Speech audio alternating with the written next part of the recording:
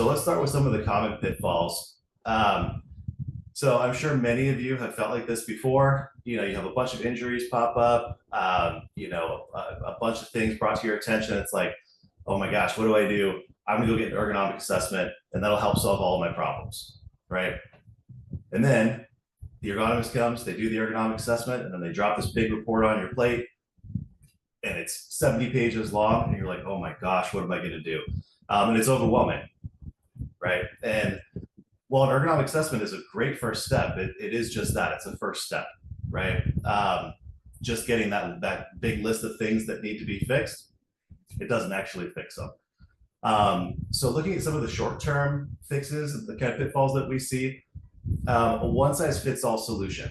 So a lack of looking at the specific kind of root causes of things and just kind of a big blanket, to cover everything that kind of, fits everything.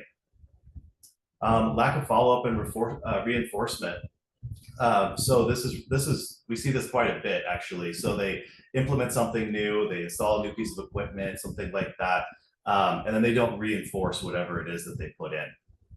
And then ignoring the root cause. So just kind of quickly putting a Band-Aid over something and calling it good for now. Some of the long-term challenges, resistance to change. People don't like change. People like what they know, right? So from management or employees, right? We can see it from both sides. We oftentimes see it with employees, and oftentimes that's where blame is pointed, but also from management. Management oftentimes doesn't like change either. Insufficient budget allocation, so kind of a failure to make sure that we have the funds to make these changes, right? Or we spend it all kind of maybe early in the year, and then later in the year, we're out of luck. Lack of ongoing monitoring and evaluation. So once we implement a change, are we continuing to monitor that change? Is it making the impact that we hoped it would?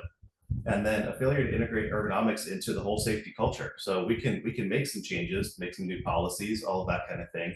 But if we fail to implement that into our entire culture, it's really not going to sustain itself.